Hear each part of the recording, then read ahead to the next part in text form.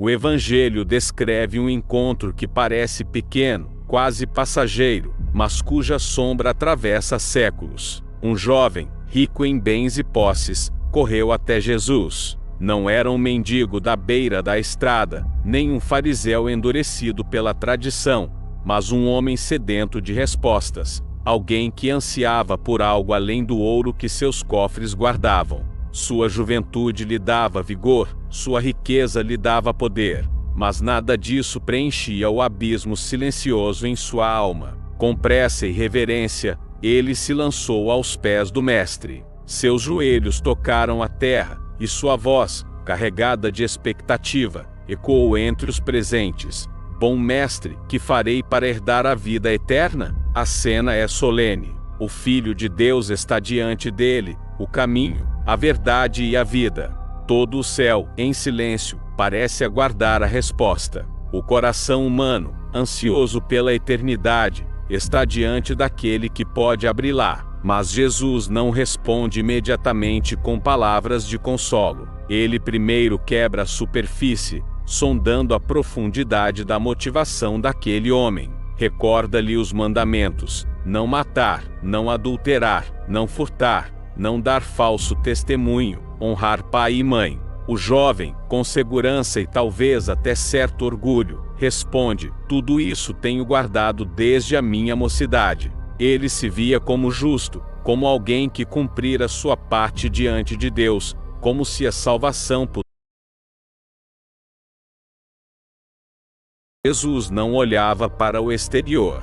Seus olhos penetraram como lâmina afiada, e o Evangelho revela uma nota perturbadora e bela ao mesmo tempo. O Senhor o amou, amou aquele coração que buscava, ainda que preso, amou a sinceridade incompleta, amou o anseio pela vida eterna, mas também esposo que o impedia de alcançá-la. Então veio a palavra que dividiu seu destino: uma coisa te falta, vai, vende tudo o que tens, dá-o aos pobres, e terás um tesouro no céu. Depois vem e segue-me. Não era apenas sobre moedas ou propriedades, era sobre o trono secreto do coração. Cristo não pediu esmolas, pediu tudo. Pediu a coroa que o jovem carregava e que, sem perceber, o escravizava. Ali estava a linha que separava a aparência da fé da verdadeira entrega. O silêncio que se seguiu foi pesado. O jovem escutou, mas não conseguiu obedecer. Seus olhos, antes acesos de esperança, escureceram em hesitação. Seu semblante caiu, sua respiração tornou-se densa. O convite estava diante dele, mas o preço parecia insuportável. Trocar o ouro pelo invisível, renunciar ao que se via pelo que apenas se prometia. Ele se levantou. Não houve protesto, não houve lágrimas de arrependimento, não houve clamor. Apenas um afastar-se lento, marcado por um coração dividido. Ele se retirou entristecido, pois possuía muitas riquezas. Aquele passo para trás não foi apenas geográfico, foi espiritual. Ele esteve diante do Cristo e recusou segui-lo. Não foi rejeitado pelo Mestre, foi ele quem rejeitou o chamado. O jovem rico se tornou o retrato vivo de uma tragédia: estar tão perto da salvação, e ainda assim escolher o brilho das riquezas terrenas. Na eternidade, sua marca não é a da renúncia, mas a da recusa. Não é a lembrança de um discípulo, mas a memória de um coração que amou mais o ouro do que a Deus. O jovem havia partido. Seus passos, que antes soaram apressados para se lançar aos pés de Cristo, agora ecoavam pesados de tristeza ao se afastar.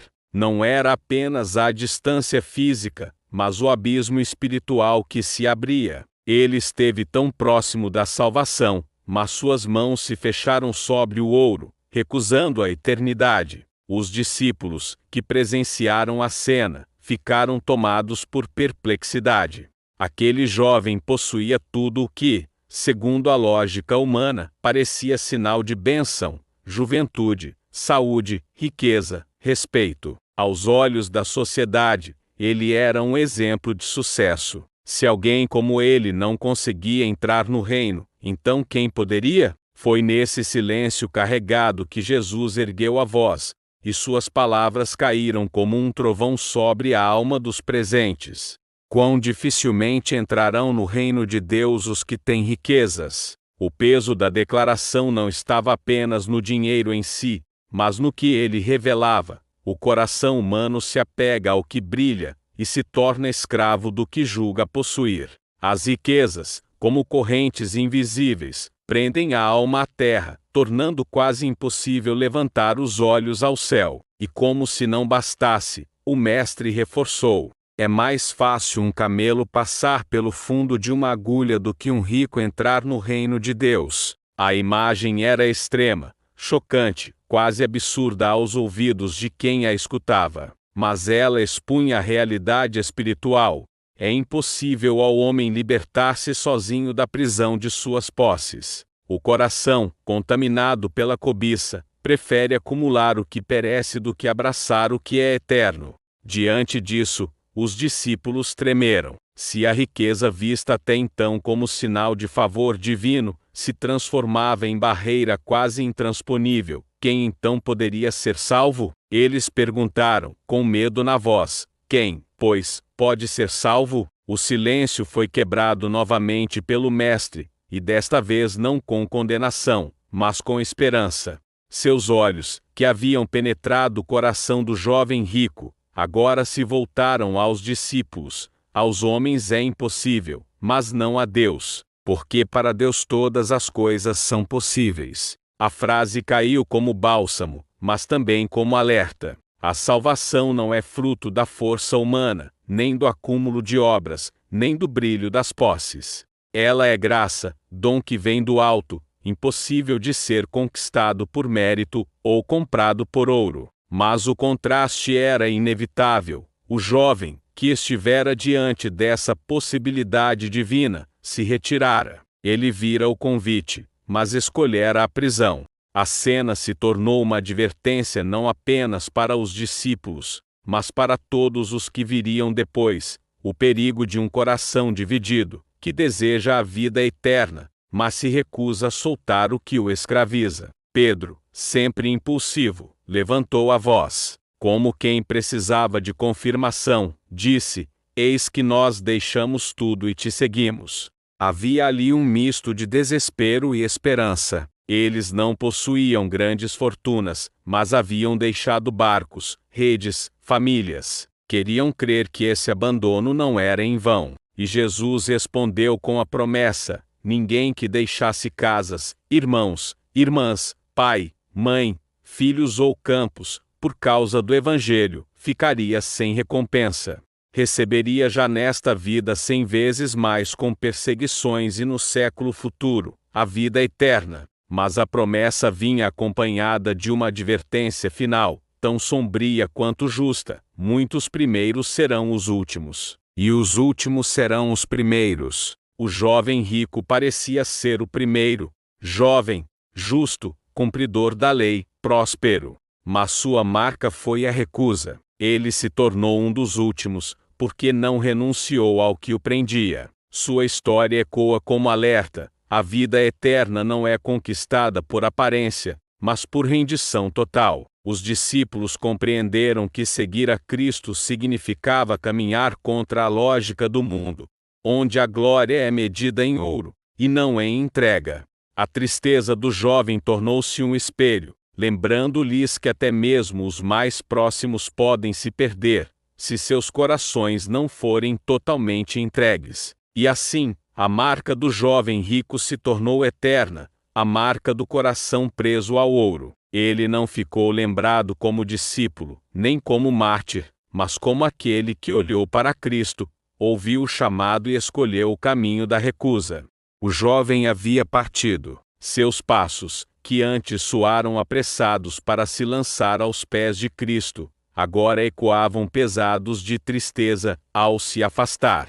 Não era apenas a distância física, mas o abismo espiritual que se abria. Ele esteve tão próximo da salvação, mas suas mãos se fecharam sobre o ouro, recusando a eternidade. Os discípulos, que presenciaram a cena, ficaram tomados por perplexidade. Aquele jovem possuía tudo o que, segundo a lógica humana, parecia sinal de bênção: juventude, saúde, riqueza, respeito. Aos olhos da sociedade, ele era um exemplo de sucesso. Se alguém como ele não conseguia entrar no reino, então quem poderia? Foi nesse silêncio carregado que Jesus ergueu a voz, e suas palavras caíram como um trovão sobre a alma dos presentes. Quão dificilmente entrarão no reino de Deus os que têm riquezas. O peso da declaração não estava apenas no dinheiro em si, mas no que ele revelava. O coração humano se apega ao que brilha, e se torna escravo do que julga possuir. As riquezas, como correntes invisíveis, prendem a alma à terra, tornando quase impossível levantar os olhos ao céu. E como se não bastasse, o mestre reforçou: é mais fácil um camelo passar pelo fundo de uma agulha do que um rico entrar no reino de Deus. A imagem era extrema, chocante, quase absurda aos ouvidos de quem a escutava. Mas ela expunha a realidade espiritual. É impossível ao homem libertar-se sozinho da prisão de suas posses. O coração, contaminado pela cobiça, prefere acumular o que perece do que abraçar o que é eterno.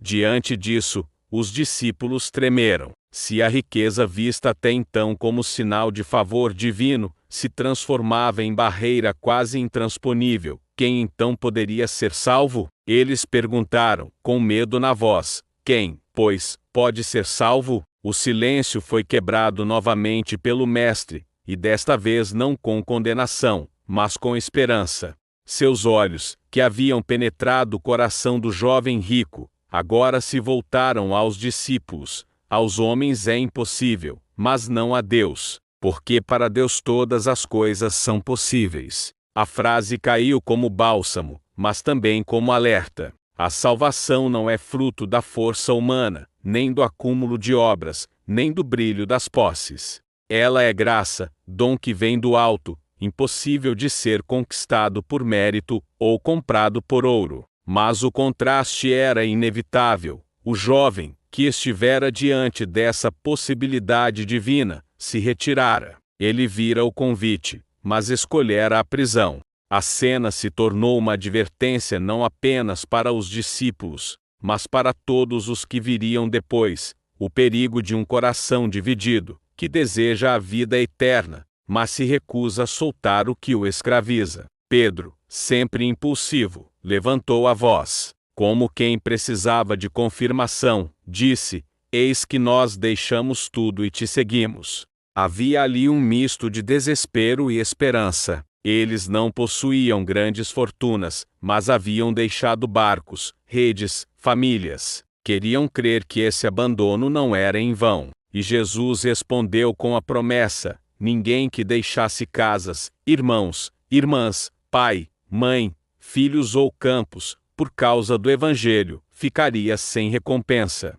Receberia já nesta vida 100 vezes mais com perseguições e no século futuro, a vida eterna. Mas a promessa vinha acompanhada de uma advertência final, tão sombria quanto justa: muitos primeiros serão os últimos, e os últimos serão os primeiros. O jovem rico parecia ser o primeiro, jovem, justo, cumpridor da lei, próspero. Mas sua marca foi a recusa. Ele se tornou um dos últimos, porque não renunciou ao que o prendia. Sua história ecoa como alerta: a vida eterna não é conquistada por aparência, mas por rendição total. Os discípulos compreenderam que seguir a Cristo significava caminhar contra a lógica do mundo, onde a glória é medida em ouro, e não em entrega.